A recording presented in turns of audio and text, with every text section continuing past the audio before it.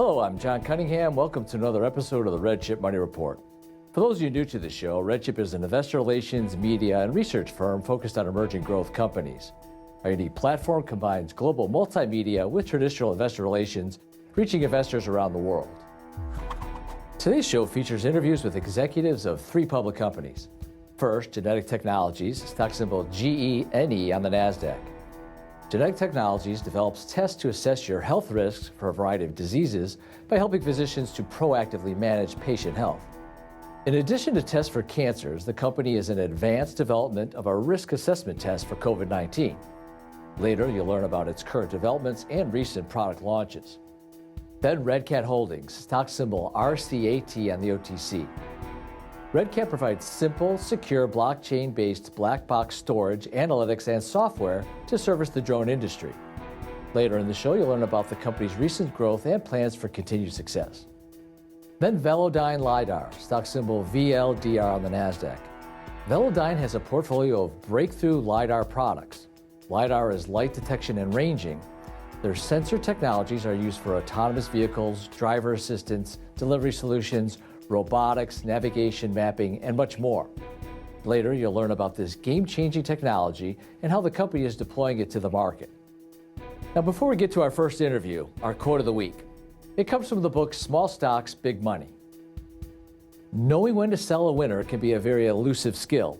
It often makes sense to keep a small percentage of the shares for idiots insurance.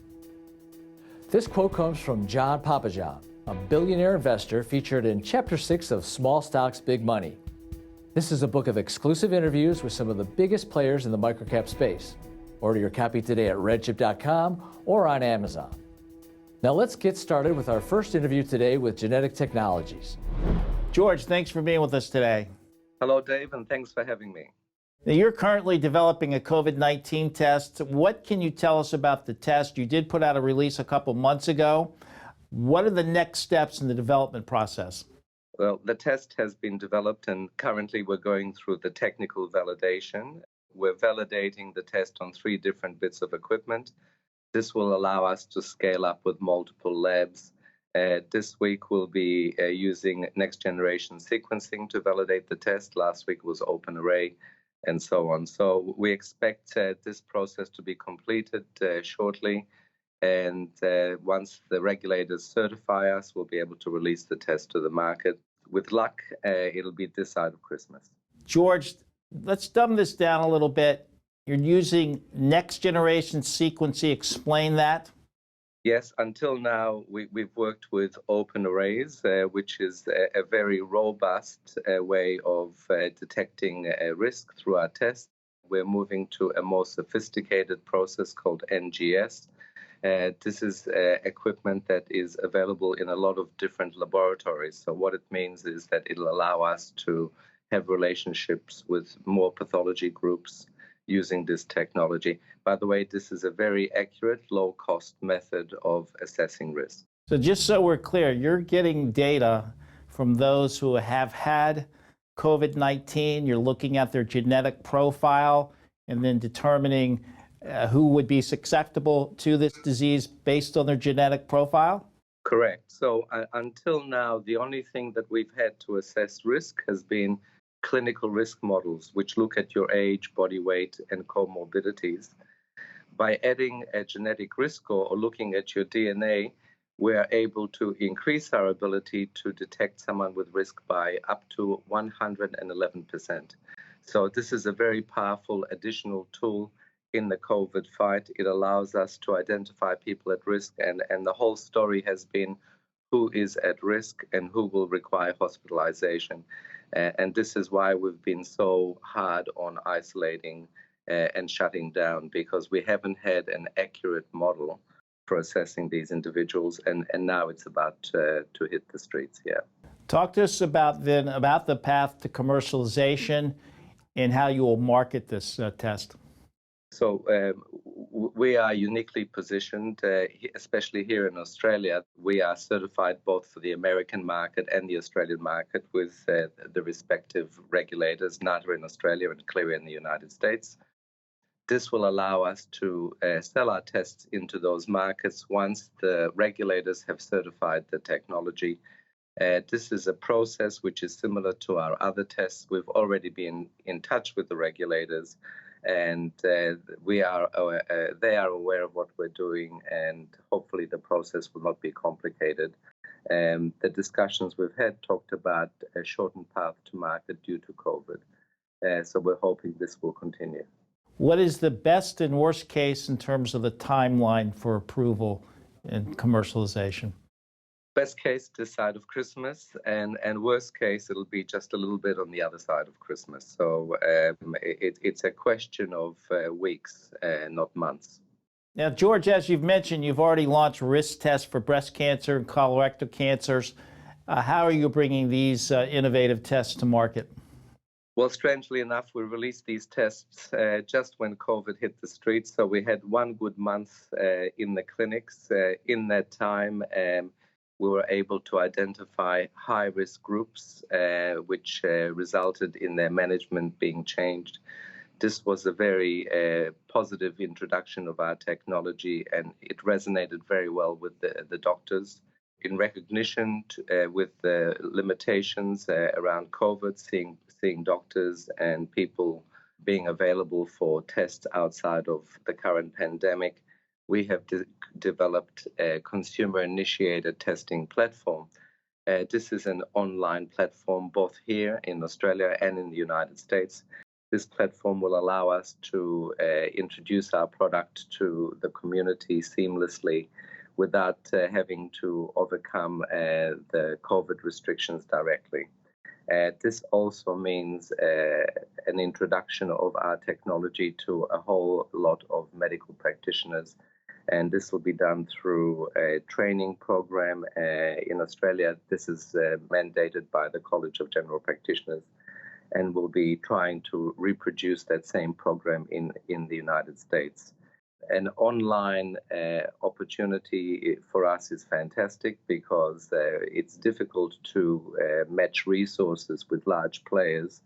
We're using traditional methods. So an online approach using social media brand ambassadors is something that will allow us to penetrate the market, we feel, at a reasonable price point. George, what makes your technology better or different, particularly your breast cancer test? The breast cancer tests or the genetic breast cancer tests that are currently known to the market are around inherited mutations. We often refer to these as a BRCA panel test. These are relevant for 1 in 400 women, and they impact in at least 5 or 10% of breast cancers. Our test is relevant for the other 90% of breast cancers, where there's no family history or necessarily no family history, where there are relatively few clues as to this person's susceptibility. I might add, Dave, that traditionally we've been looking at this group, the larger group, the 90% of breast cancers, but we are introducing tests now to cover all breast cancers. So we'll be looking at the inherited and the non-inherited. So we'll be a one-stop shop for 100% risk. And this is something which is being implemented at the same time as our COVID tests are being certified. Now, you recently raised capital. What's your cash position look like? Or do you have the funds necessary to move forward on the commercialization of these tests? Yes, we've got 2 years of money in the bank, and that has allowed us to make some very dramatic changes at Genetic Technologies. We've beefed up our scientific team. As an example, we were able to create the COVID product in 3 months, whereas previously it had taken us years to develop tests. This is especially true when we were collaborating with universities and institutes and relied on their scientific input. Now we've got, as I said, a crack team of scientists, and as you will see shortly, we'll be able to create numerous tests in 3, 4, maybe 5 months per test, or should I say it the other way, 5 for maybe 3 months per test.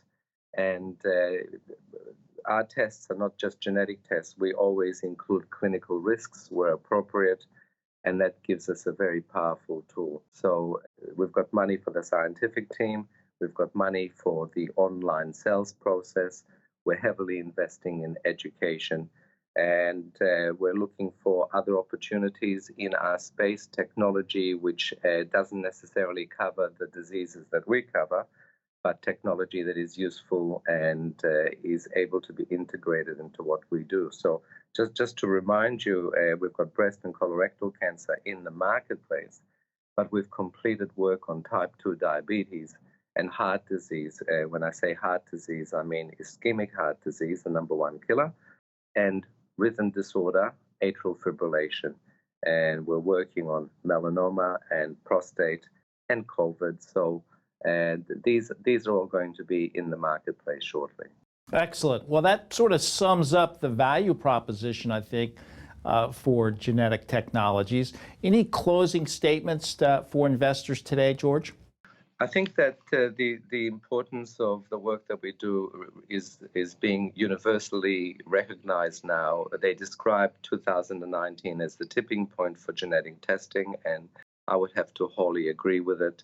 I think our tests are better and more accurate. The price point is much lower, and our ability to include new tests is now being proven. So as a value proposition, we have solutions for the biggest challenges in modern medicine.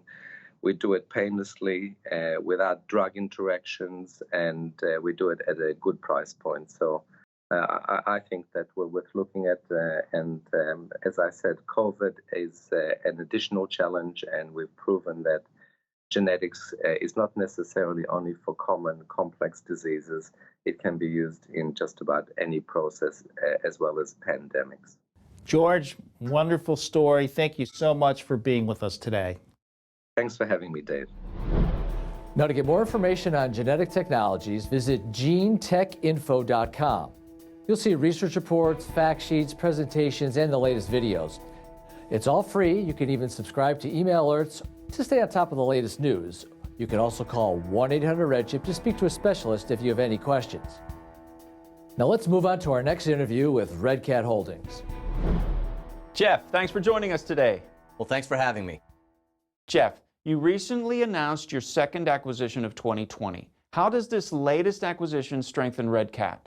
It's real simple. We've got one of the best and most important brands and pieces of technology in the drone industry. And frankly, it brings our revenue from a little over $2.5 million to closing in on $10 million in revenue, with great revenue opportunities all through 2021. It really puts us in a hyper-growth mode for the business in very important parts of technology. How big is the market opportunity? And what are some of the key drivers in this growing market? Yeah, so there's actually a lot of different parts of key drivers in the drone industry right now. One is the existing market that we're in right now is called first-person view, which is mostly done by racing pilots and freestyle pilots. That market is not huge, but it's very important and very influential on the rest of the very large drone market. The drone market's going to be a $45–50 billion industry very quickly, but it's also in very different separate silos. You've got government, and the government thing, and this is also a very key acquisition for us because we have the market leader in goggles, which for anything that you need accurate flying, if you're a government entity, you're going to need to use goggles to fly, and we have the US-based goggle system and basically, frankly, the best market leader in the goggle space. Then there's also, you got agriculture growing like crazy, and then all the things that everyone's worried about right now, the whole COVID ramp of the drone industry. The drone industry has taken off since COVID because there's so many things that drones can do without touching humans, whether it's Uber Eats, delivery, drug delivery, monitoring, thermometer checks in crowds. They're using drones for lots of different things, and it seems that now we're more important because of COVID, not less important. Jeff, talk to us about your business model. How does RedChip make money? Yeah, so the core premise of our business model is basically a hardware-enabled software as a service business, similar to Ring, where we have all this hardware that you buy. but you also get a service is where you get your higher margin profits from our software that we're building right now. So we have a lot of the key components of that hardware. We have the racing drones, they're the most highest performance drones out there. We have the pilots that fly them, which can give us immediate feedback for any product development in the drone industry. We have over 200,000 subscribers to our media channels to get us feedback as we build new products. So we're basically a hardware-enabled software platform. What milestones can investors expect in the next 12 to 18 months? Well, we told people we were going to do 2 to 3 acquisitions in 2020. We've just completed our second acquisition. You'll probably see a couple other acquisitions, probably more geared towards the software side of the business in early 2021. And then our actual DroneBox analytics platform and QuadX, which is a support platform, you'll start to see those come out into the markets as we figure out ways to bring all these new assets that we've acquired into those platforms. In summary, Jeff, what is the essential value proposition? Why should investors take an interest in RedCat today? Well, there's kind of 2 avenues on that. One is RedCat Holdings is a way to invest into the drone industry, and the drone industry is growing like crazy. It's a very high growth area of high tech right now, and it's going to continue to be more and more important. But just to go directly into a direct comp of the recent acquisition of Fat Shark. Fat Shark's a leader in the goggle space. The only direct comp to Fat Shark is a company called Vuzix, VUZI, and their market cap is about $180 million, and the entire RedCat Holdings market cap right now is about $25 million. So you can see there's a huge gap there. Once people understand our business and continue to see our hyper growth, I think the value of our stock right now is very cheap. An interesting story, Jeff. Thanks for being with us today. Well, thanks for having RedCat. It's going to be an exciting year in the drone industry and for RedCat shareholders. Now to get more information on RedCat Holdings, visit rcatinfo.com. You'll see research reports, fact sheets, presentations, and the latest videos. It's all free. You can even subscribe to email alerts to stay on top of the latest news. You can also call 1-800-RedChip to speak to a specialist if you have any questions. Now let's move on to our next interview today with Velodyne Lidar. Dr. Gopalan, thank you for joining us today. Thank you for having me. Velodyne is the first public pure-play LiDAR company and is known globally for its breakthrough technologies. First, for those in our audience who may not be familiar with LiDAR, let's start with an overview of the technology and what makes your solutions unique. On the face of it, LiDAR is a very simple technology. It simply bounces pulses of light off the three-dimensional environment and creates this rich view of the world. The uniqueness of the technology that Velodyne founder David Hall brought to the table was the ability to do this in real time. So now you have the ability for machines to create this rich view of the world in real time in 3 dimensions as they navigate through it. And in that, Velodyne is the first mover and the market leader in bringing this technology to the world. Looking at the big picture, what is the essential value proposition? Why should investors take an interest in Velodyne today? We are part of a big secular mega trend, which is really the autonomy of everything. We live in a world where machines of all sorts are trying to move autonomously through it. And at Velodyne, we provide the eyes for these machines to perceive the world. And effectively, as having been the first mover, the market leader for over a decade, with the broadest product portfolio in the marketplace, with a virtual who's who list of customers, and most importantly, the ability to deliver this technology at scale with mass manufacturing capability, we are uniquely positioned to be able to serve the needs of this autonomous revolution. Dr. Gopalan, how big is the market opportunity? Yeah, the incredible thing that we see today is that we have been at this for over a decade, working with a lot of these customers, understanding their applications for LiDAR. And today, not just one customer, but across many different applications, we are seeing customers wanting to scale their applications for LiDAR and put in place multi-year agreements. In our own sales pipeline, we are tracking over 175 such projects and seeing huge momentum in converting these into multi-year agreements. And all put together, we are seeing about a $7 billion market opportunity in just our sales pipeline. And this is just the tip of the iceberg. Talk to us about your business model. How does Velodyne make money? As I was saying, we are often sitting across the table from our big OEM and tech company customers for over a decade, really understanding what the needs are for their applications and developing a broad portfolio of hardware and software products that meet the perception needs for these autonomous systems. In addition to that, we have a deep and rich IP portfolio that we've been able to license to some of our partners, allowing them to deliver these solutions at scale. And last but not the least, the mass manufacturing capability to be able to manufacture these LiDARs at scale at precisely the right price point for these applications and deliver them across the world. So that's how we make money. Dr. Gopalan, you recently announced a 3-year deal with Baidu, who has been a strategic investor in your company since 2016. What can you tell us about this deal? Velodyne and Baidu have had this long and deep strategic relationship and the shared vision of safer mobility and autonomy for all.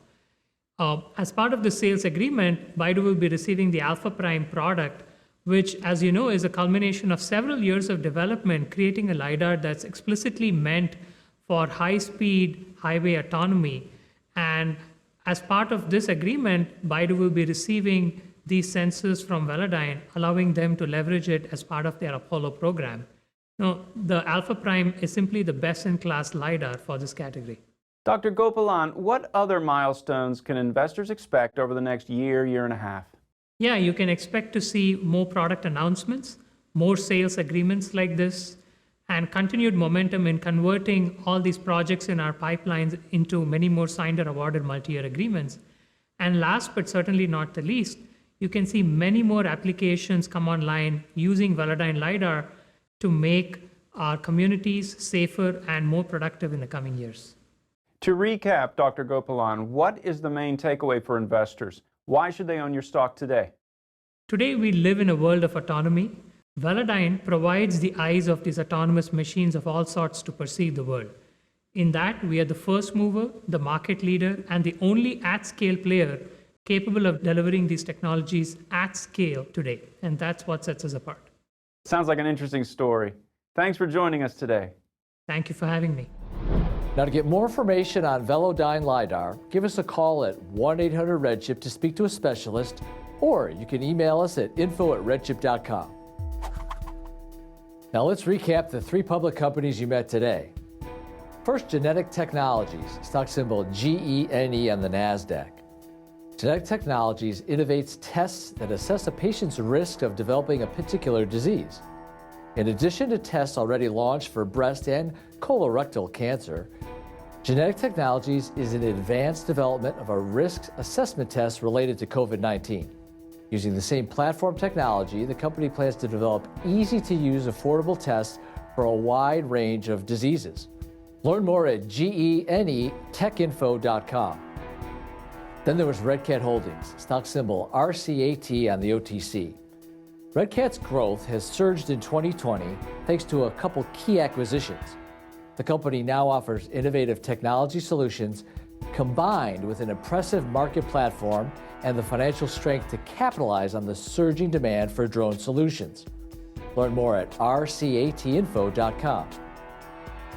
Then there was Velodyne Lidar, stock symbol VLDR on the NASDAQ.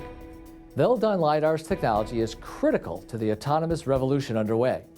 From vehicles to driver's assistance, delivery solutions, robotics, navigation, mapping, and more, Velodyne's sensor technology plays an important role. If you have any questions about Velodyne or any of today's featured companies, please call us at 1-800-RedChip or email us at info@redchip.com. In closing, remember, while small caps can provide significant gains, you must be prepared for the downside. Some of the companies featured on this show are RedChip client companies, so please always read our disclosures at redchip.com. Thanks for being with us today.